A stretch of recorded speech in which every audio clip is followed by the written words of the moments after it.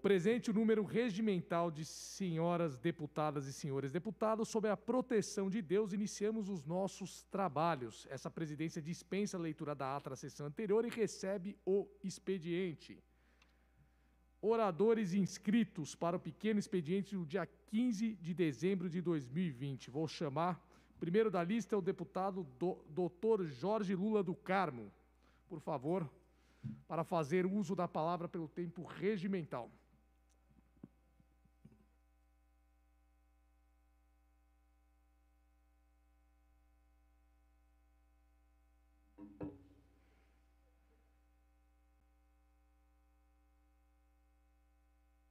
Obrigado, senhor presidente. Boa tarde a todos, senhoras deputados, senhoras deputadas. Presidente Ricardo Melão, hoje preside os trabalhos.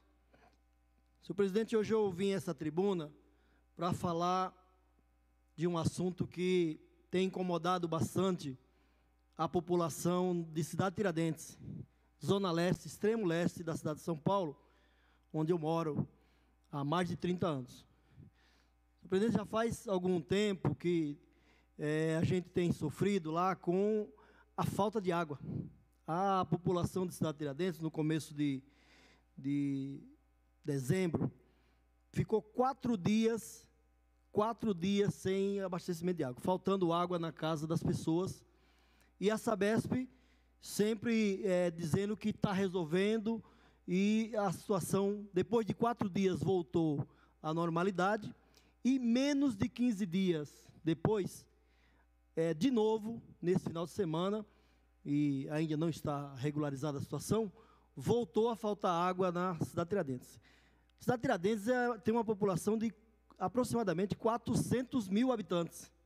400 mil habitantes. Então, não é possível que a Sabesp, que tem o seu principal objetivo, fornecer água, é uma empresa de saneamento básico, implantar a rede coletora de esgoto, tratar esgoto, que deixe uma população do tamanho da Cidade Tiradentes sem o devido abastecimento de água. Trouxe até um vídeo para ilustrar, demonstrar um pouco, para ver o descaso em que a Sabesp está tratando a população da Cidade Tiradentes.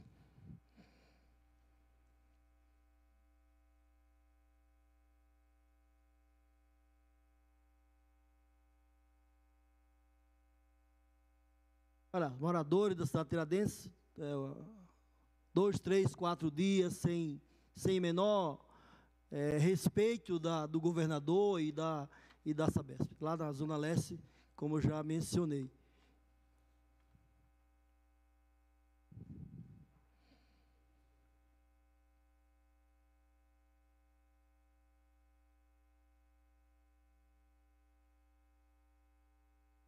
Água da chuva, olha, não tem água. Esse horário já não tem mais água aqui, ó. Aí eu peguei água da chuva para mim lavar roupa. Aqui, ó. As roupas que eu peguei água da chuva para lavar a roupa das crianças. Ó, essas duas minhas filhas, elas ficaram 4 dias sem tomar banho. Essa menorzinha um dia chegou para mim e falou assim: ô mãe, eu vou tomar banho.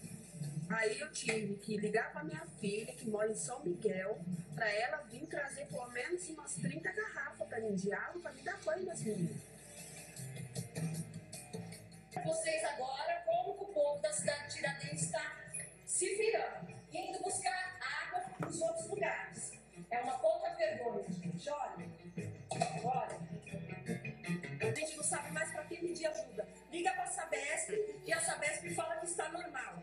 Minha caixa fica lá em cima, tem 20 dias que não sobe água na caixa. Nós queremos água, a gente paga a conta. Minha conta está em dia, eu estou pagando água e não tenho água. Tenho que pegar lá no Sapopemba da casa dos meus filhos e ainda tem conta para eles também pagar. Isso é uma pouca vergonha. E a Sabesp fala que está normal a água. Pois bem, senhor presidente, veja só o sofrimento da população de Cidade Tiradentes e o descaso da Companhia de Abastecimento de Água, Sabesp, do governador, que, na sua sanha de querer privatizar a Sabesp, talvez deixe as pessoas passando por esse constrangimento e esse sofrimento para incentivar ou motivar ou justificar a privatização. Então, na verdade, a Sabesp, ultimamente, tem priorizado as suas ações na Bolsa de Nova York, ao invés de priorizar o atendimento, o abastecimento de rede de água para a população que mais precisa, em especial a população da cidade de Tiradentes. Então, por isso é que, quando faltou água da outra vez, já oficiei o superintendente da Unidade de Negócios Leste, Marco Rogério de Abreu, e falei com ele também ao telefone, que disse que estava sendo regularizada a situação de abastecimento de rede de água na região da cidade de Tiradentes. Pois bem, o que infelizmente não é verdadeiro, porque o problema voltou a acontecer e a população da cidade de Tiradentes, tanto sofre com outros problemas sociais, com problemas de abastecimento de água, com falta de esgoto, com falta de infraestrutura e condições dignas de habitabilidade, infelizmente, por descaso da Sabesp, por descaso do governador, sofre ainda com esse problema. Numa cidade como São Paulo, senhor presidente, ainda tem problema de abastecimento de água e descaso. Na verdade, o que a gente percebe aí é um certo descaso com a população da cidade de Tiradentes. Por isso eu quero clamar à Sabesp, à direção da Sabesp, ao governador, que tome as providências, porque a população da cidade de Tiradentes merece respeito, e eu quero aqui prestar solidariedade a toda a população que está passando por esse problema e me colocar à disposição. Eu moro na cidade de Tiradentes, sou deputado estadual, tenho compromisso com a população do estado inteiro, mas em especial lá na cidade de Tiradentes, onde eu moro, com muito orgulho. Muito obrigado, senhor presidente. Muito obrigado, deputado Dr. Jorge do Carmo.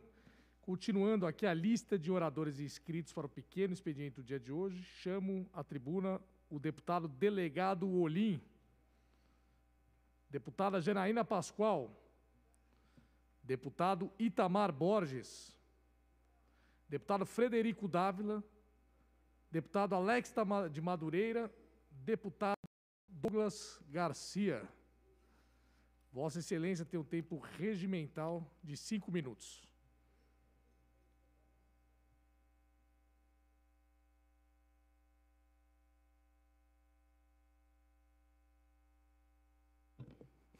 Muito obrigado, senhor presidente. Quero aqui cumprimentar a todos os deputados estaduais da Assembleia de São Paulo, deputado Dr. Jorge do Carmo, deputado Alice Brandão, deputado Carlos Gianazzi, deputado Ricardo Melão, todos os servidores da Assembleia Legislativa e o corpo de policiais militares aqui presentes, e o público que nos assiste na Rede Alesp também. Senhor presidente, eu recebi uma lista de alguns projetos que estariam para ser pautados hoje, tanto no Congresso de Comissões, como na ordem do dia, e eu sei que o meu projeto, o PDL 42, inclusive eu gostaria aqui de aproveitar a oportunidade de parabenizar o deputado Carlos Gianazzi, que terá o seu PDL 22 sendo apreciado, tanto no Congresso de Comissões, como também na ordem do dia. Eu sou 100% favorável a esse projeto. Se Deus quiser, vamos aprová-lo e derrubar esse confisco cruel que o governador João Dória fez no salário dos aposentados. Meus parabéns pela luta que o senhor faz pelos servidores aqui na Assembleia de São Paulo. Entretanto, nobres deputados, eu vejo que por parte do governo falta um pouco mais de maturidade para cumprir a sua palavra. Por quê? Porque da lista que eu vi, faltou o meu PDL ser pautado no Congresso de Comissões. Está jogado lá, pelo que andou circulando aí nas redes sociais não, nos grupos, que ficaria por último o meu PDL a ser pautado na lista de projetos. Porém, para ser pautado na lista de projetos, a ordem do dia precisava primeiro ser pautado também no Congresso de Comissões. E o PDL do deputado Carlos Gianazzi está em eu não. Então, eu gostaria de saber, por parte da Casa, dos deputados pelos quais nós fizemos esse acordo, que foi feito, inclusive, eu acredito, no Colégio de Líderes, se de fato isso será cumprido, porque o acordo foi deixar ser pautado em plenário, e deixar ser pautado em plenário é passar pelo Congresso de passar no requerimento de urgência, passar no Congresso de Comissões e assim ser pautado pelo plenário da Assembleia Legislativa. Eu cumpro o acordo, foi isso que foi prometido, mas aparentemente não é isso que está sendo cumprido pelo governo do Estado. Segundo ponto, senhor presidente, eu gostaria de parabenizar, deixar aqui minhas homenagens a um homem que eu aprendi muito aqui na Assembleia Legislativa, que me orientou muito, foi um grande professor, aliás, é um grande professor e pai político para mim, aqui nessa casa, que é o nobre deputado Campos Machado. O deputado Campos Machado me recebeu no PTB quando eu entrei. O deputado Campos Machado sempre me orientou com relação aos trâmites daqui dessa casa, seja trâmite burocrático, seja qualquer outro nesse sentido. Sempre foi um deputado muito bem respeitado entre os parlamentares, e eu quero aqui agradecer ao deputado Campos Machado por essa oportunidade de fazer parte do PTB, pois a convite do deputado Campos Machado e do ex-deputado Roberto Jefferson é que eu vim para o PTB. E hoje o deputado Campos Machado resolveu buscar novos horizontes, e eu gostaria de dizer aqui publicamente que ele continuará sendo meu amigo, será meu irmão político, e quero deixar sempre à disposição as portas do meu gabinete e a liderança do PTB, é claro, para receber o deputado Campos Machado, que, além de ser um grande deputado dessa Assembleia Legislativa, sempre me auxiliou muito. Então, eu não vou dizer que eu perdi o deputado Campos Machado, porque eu não perdi. Ele sempre estará aqui nesta Assembleia, atuando junto aos demais deputados. Acredito que não somente eu, como outras bancadas também têm esse mesmo sentimento pelo nobre deputado Campos Machado, mas apenas para dizer que ele sempre terá minha referência, minha deferência e o meu eterno respeito. Senhor presidente, nobres deputados da Assembleia de São Paulo, eu basicamente herdei hoje a liderança do PTB na Assembleia de São Paulo. Eu vejo isso como uma grande responsabilidade e confio, sim, no partido que me entregou essa responsabilidade, que me entregou este cargo e que me abriu as portas para o meu mandato, porque eu sei que, como a própria deputada Alice Brandão estava falando a respeito de maturidade política, estava conversando com ela aqui hoje, agora no plenário, muitas coisas eu mudei desde quando eu tomei posse aqui, e eu espero continuar avançando, continuar amadurecendo, e eu conto sempre com a ajuda dos demais deputados que já estão aqui nessa casa há muito tempo para poder me auxiliar nisso, e, é claro, atendendo às expectativas do meu público, da minha base, e fazendo com que a boa política seja preservada aqui na Assembleia de São Paulo. Então, eu agradeço ao PTB por essa oportunidade de fazer parte deste grande partido e, é claro, hoje está assumindo a liderança do PTB na Assembleia Legislativa do Estado de São Paulo, agradecendo a todos, ao deputado Campos Machado, ao deputado Roque Barbieri, que sempre estarão no meu coração e sempre os verei como eternos irmãos. Muito obrigado, senhor presidente. Muito obrigado, deputado Douglas Garcia. Continuando aqui com a lista de oradores inscritos para o pequeno expediente do dia de hoje. Convoco o deputado Castelo Branco. Convoco o deputado Adalberto Freitas. Deputada doutora Damares Moura. Deputado Major Meca. Deputada Valéria Bolsonaro. Deputado Coronel Telhado. O deputado Gil Diniz. Deputado Maurici, deputado Reinaldo Augusto. Agora, continuando aqui com a lista suplementar, deputado Delegado Olim, deputado Edmir Chedid, deputado Coronel Telhada, deputado Itamar Borges, deputada Carla Morando, deputado Castelo Branco, deputada Leci Brandão. Vossa Excelência tem um tempo regimental de 5 minutos para fazer uso da tribuna.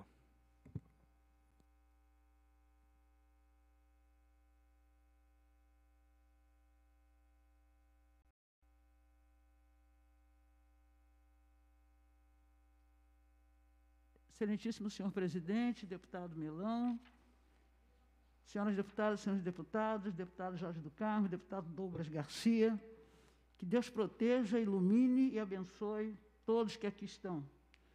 Confesso que eu estava morrendo de saudades de poder vir ao plenário, mas a pandemia impede que a gente faça tudo aquilo que a gente quer e que a gente precisa, né? Mas eu quero inicialmente cumprimentar os parlamentares que tiveram um resultado vitorioso e positivo nas eleições municipais. Quero dizer que fiquei muito feliz com a participação das mulheres, principalmente as mulheres pretas, as mulheres brancas, indígenas, o segmento LGBT, os líderes também dos sindicatos, movimento sindical que também se lançou a essa campanha. É muito importante que a gente tenha essas representações aqui nesta casa. Agora, o que me deixa um pouco desanimada é a forma como essa pandemia, que é uma coisa super séria, uma doença, uma coisa terrível, está servindo para ter uma discussão política totalmente fora da necessidade que nós temos agora, que é a questão da vacina. Ou seja, fala-se de tudo, menos de salvar o povo brasileiro. E isso nos incomoda bastante. Quero também aproveitar para provar mais uma vez que política é uma coisa que a gente tem que ter, acima de tudo, respeito pelos parlamentares. Deputado Douglas Garcia, com quem eu já tive algumas discussões, poucas discussões, por causa do comportamento dele, como era, e falei para ele mudou bastante. A transformação que ele teve enquanto cidadão, e entender que aqui todos nós temos que ser irmãos, temos que nos respeitar, faz com que ele, que era do PSL, né, hoje é o líder do PTB.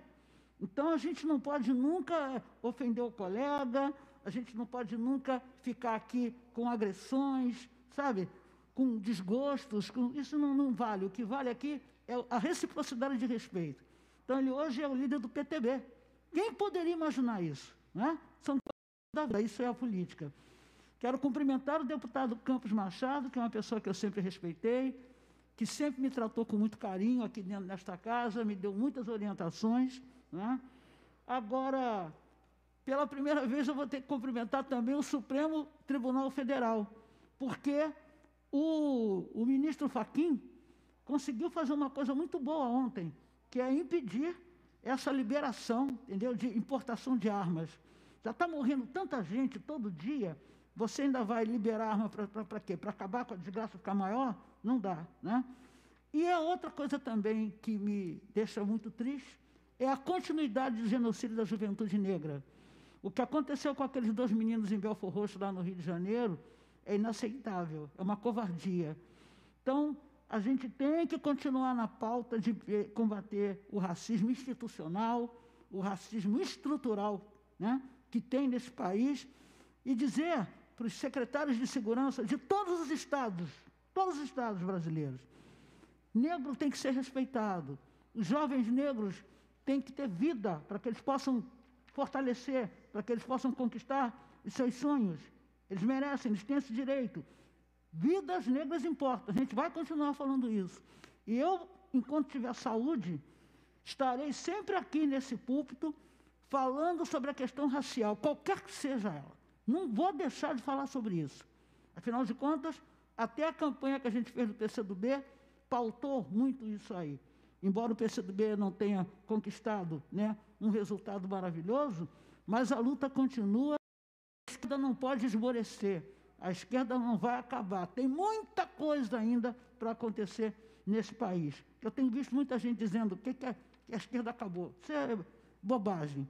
Quem fala isso não sabe o que é esse país, como é que esse país é construído, como é que o povo brasileiro, sabe, se manifesta. E termino, senhor presidente, dizendo que o PSOL, aproveitando a presença aqui do meu querido Janazzi, parabéns ao PSOL pelo resultado das eleições, é um partido que cresceu, é um partido que devagarzinho foi chegando, com muita tranquilidade, mas principalmente com muita consciência política e com muito respeito às classes sociais, principalmente as menos favorecidas, e o PSOL chegou onde chegou. E eu espero que a coisa continue dessa forma. Quero parabenizar a minha querida amiga Mônica Seixas, né, pelo resultado que esse partido teve. Muito obrigada, senhor presidente.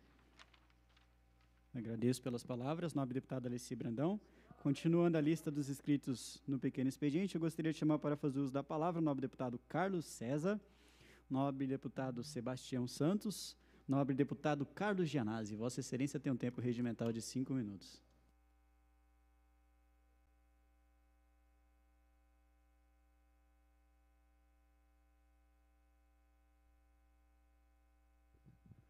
Senhor presidente, deputado Douglas Garcia, senhoras deputadas, senhores deputados, telespectador da TV Assembleia, hoje é um dia importante na Assembleia Legislativa, porque hoje eu digo que é o dia da verdade, né? É um dia que nós podemos mudar o curso da história do Estado de São Paulo. Sobretudo, mudar a política de ódio que o PSDB tem contra os servidores públicos, os trabalhadores e as trabalhadoras dos serviços públicos do Estado de São Paulo. Uma política de ódio que faz parte do DNA do PSDB, dos sucessivos governos tucanos aqui no nosso Estado, desde Mário Covas até os dias de hoje. Eu estou me referindo agora especificamente à questão do confisco dos aposentados e pensionistas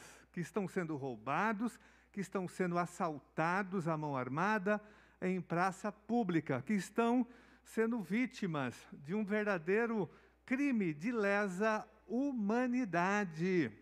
É disso que se trata esse confisco patrocinado pelo desgovernador João Pinóquio Dória, né, que ataca aposentados e pensionistas, que está tirando o alimento, o remédio, a saúde mental de aposentados e pensionistas que sustentam as suas famílias, que dependem desses proventos para se manter, para sobreviver e que sustentam famílias, filhos e netos. E eles estão sendo atacados na sua dignidade. O decreto publicado em plena pandemia pelo desgovernador João Pinóquio Dória, 65021, ele pode ser revogado. Ele tem como fundamento a lei da reforma da Previdência, que nós votamos contra, mas infelizmente a base do governo aprovou e proporcionou, infelizmente, esse confisco.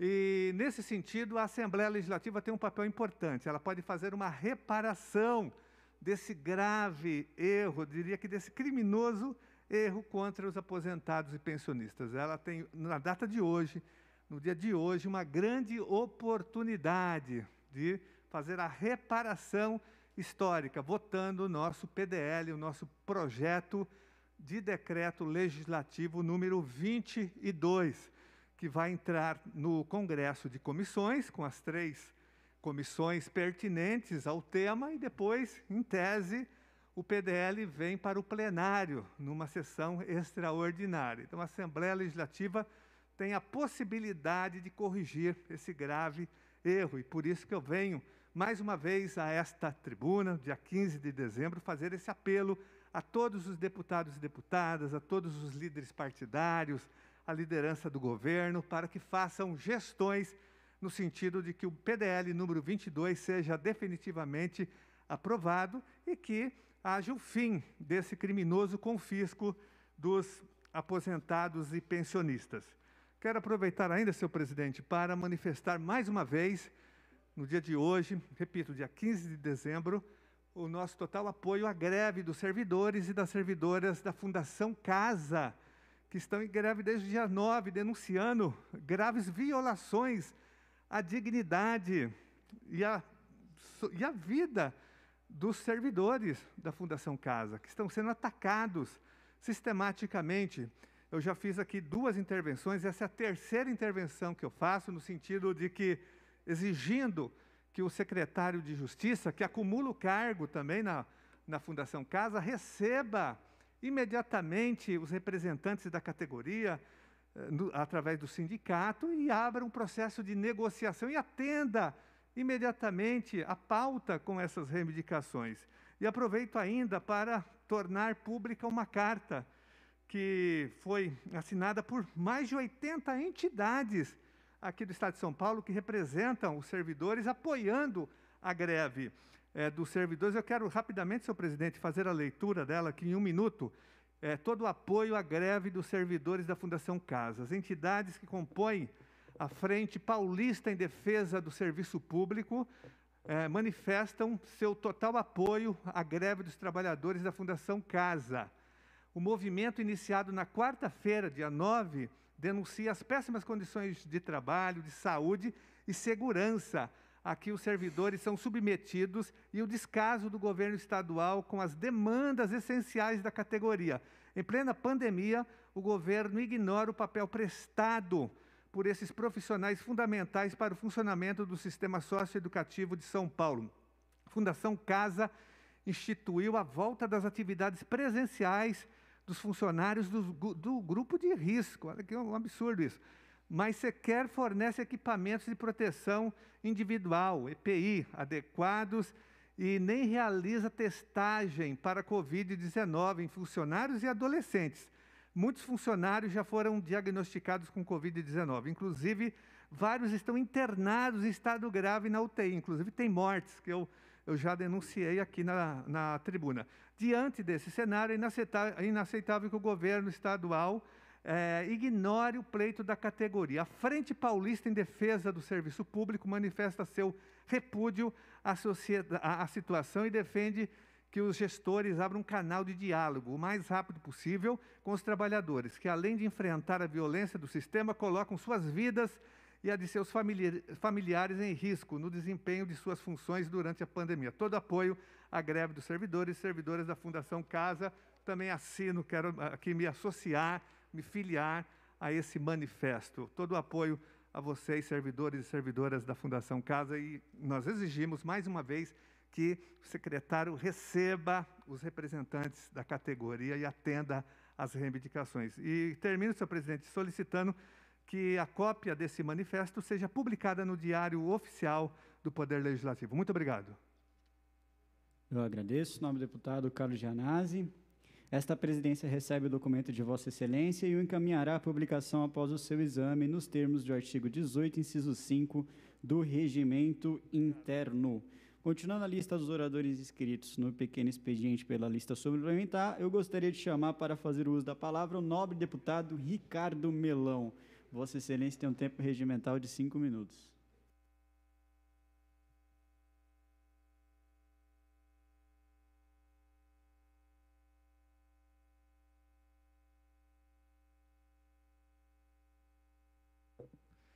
Muito obrigado, senhor presidente, senhores deputados aqui presentes, demais assessores da casa, espectadores da TV Lesp que nos assistem, né?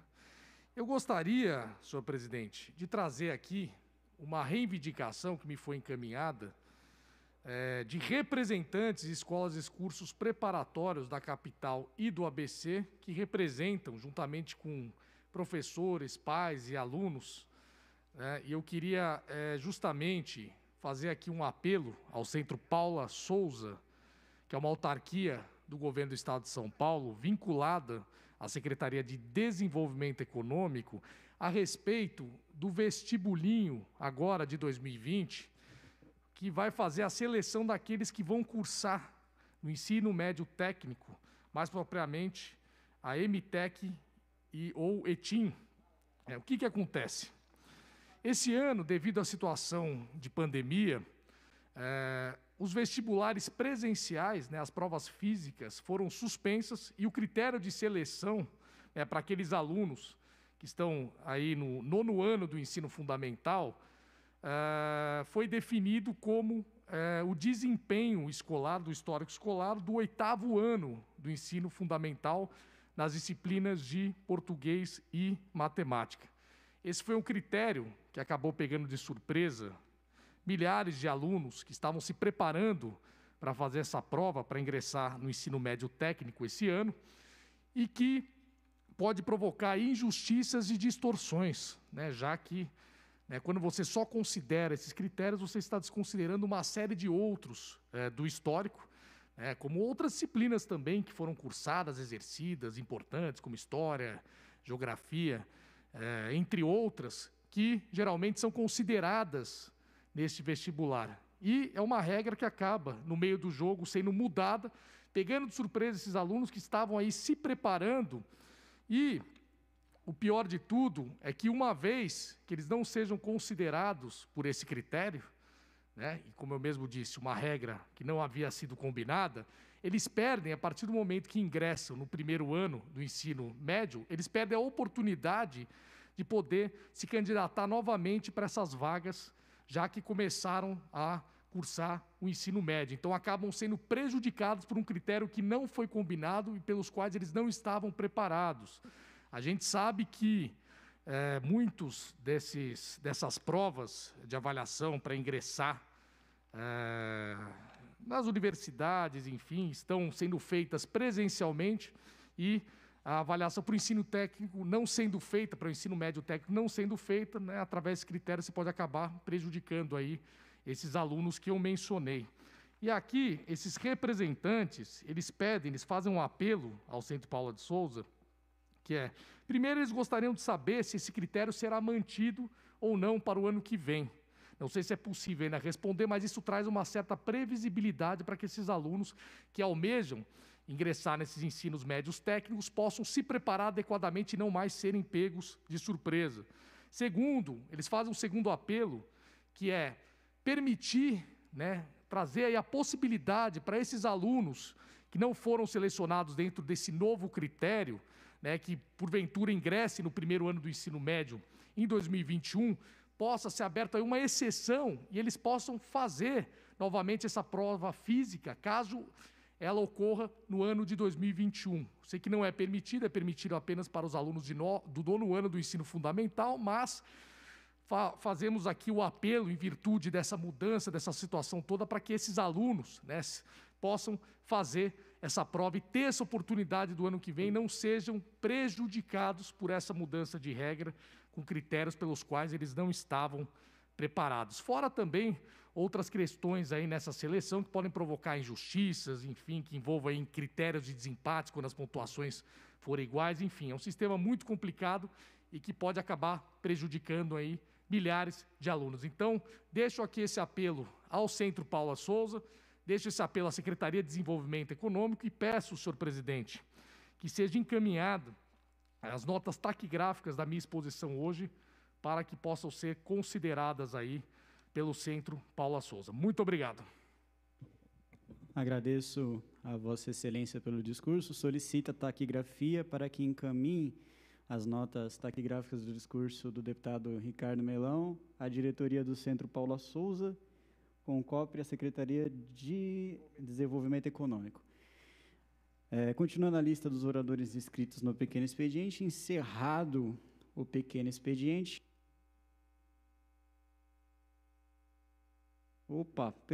Retificando. Houve uma reinscrição do nobre deputado Carlos Gianazzi. Vossa Excelência tem um tempo regimental de 5 minutos e acabei de descobrir que o aniversariante do dia, o deputado Carlos Gianazzi. Vossa Excelência, deputado Carlos Gianazzi, meus parabéns, que Deus o abençoe, e é motivo de muita honra e alegria para essa casa tê-lo aqui no plenário conosco. Meus parabéns. Obrigado, deputado Douglas Garcia, deputado Melão, deputada Alessi Brandão. Eu tenho denunciado sistematicamente aqui o governo Dória, dizendo que o governador Dória é o João Pinóquio Dória, o desgoverno João Pinóquio Dória, porque ele mente abertamente, deputada Alessi Brandão, deputado Douglas Garcia.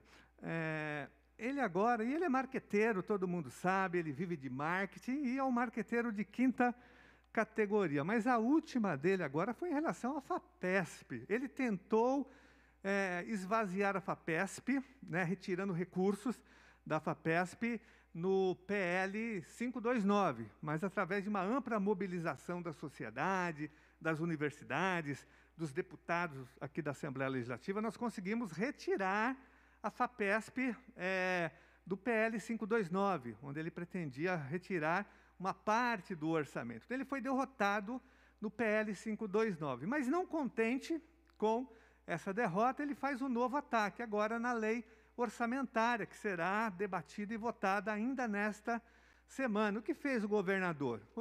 Ele vai aplicar na lei orçamentária a famosa DREM, que é a desvinculação das receitas dos estados e municípios, que é uma cópia, uma reedição da DRU, que é a desvinculação das receitas da União, que nós sempre criticamos, desde o momento em que ela foi criada pelo governo Fernando Henrique Cardoso. E ela nunca foi derrubada, apesar de toda a nossa luta, porque ela ela confisca dinheiro do orçamento para pagamento de juros da dívida, sobretudo dinheiro da Previdência, da educação, da saúde, da assistência.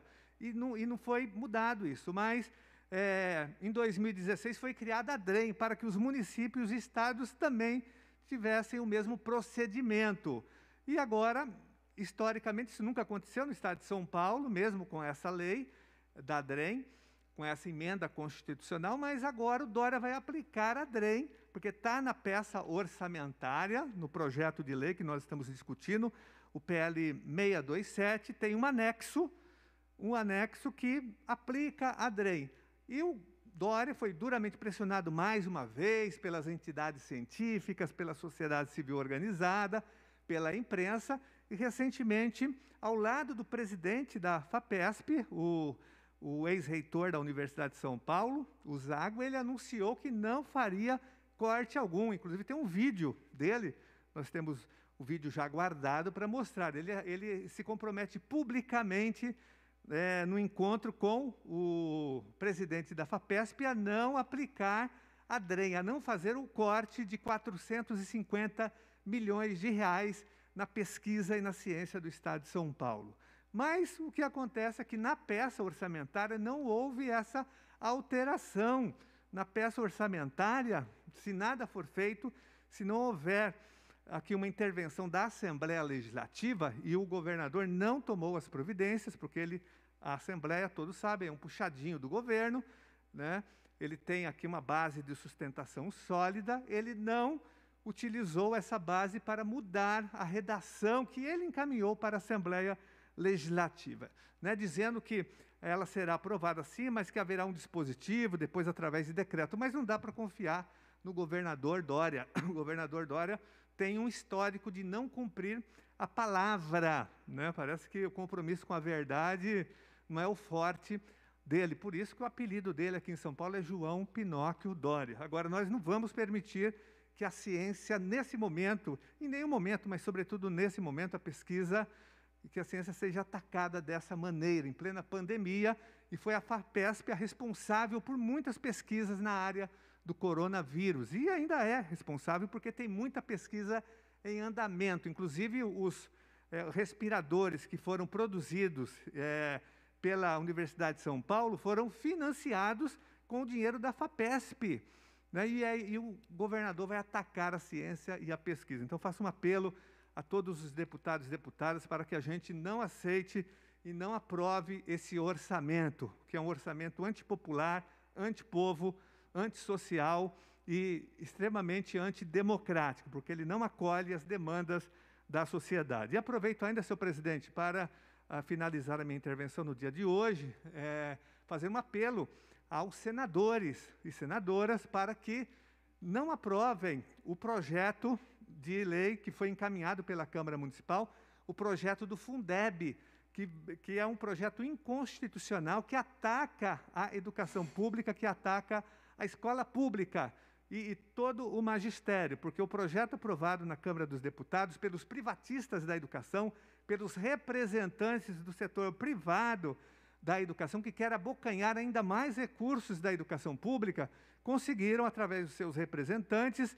né, aprovar um projeto que nós votamos contra, toda a oposição contra o projeto, mas ele foi aprovado pela base do governo, com a ajuda do PSDB, inclusive, que são todos privatistas. O projeto, ele canaliza, ele autoriza que o dinheiro do Fundeb, que é dinheiro só para a educação pública, seja destinado também para escolas particulares, Lício Brandão. Então, o Senado agora vai hoje debater e votar o projeto. Então, é importante que o Senado faça a correção. Inclusive, o Ministério Público Federal já soltou um documento, uma nota técnica, dizendo que esse projeto é inconstitucional, porque ele agride, ele afronta o princípio da gratuidade da educação pública no Brasil. Então, é importante que o Senado derrote esse projeto e faça as alterações necessárias no sentido de que garanta a destinação dos recursos públicos do Fundeb, do Fundo Nacional para o Desenvolvimento da Educação Básica e dos Profissionais da Educação, seja destinado exclusivamente para a educação pública brasileira. Então, nós contamos aí com o apoio do Senado, há uma ampla mobilização hoje no Brasil para que seja feita essa correção na lei do Fundeb. Muito obrigado, senhor presidente. E, havendo acordo entre as lideranças, senhor presidente, eu solicito a suspensão dos nossos trabalhos até às 16h30. É regimentar o pedido de Vossa Excelência, havendo acordo de lideranças, estão suspensos os trabalhos até às 16h30.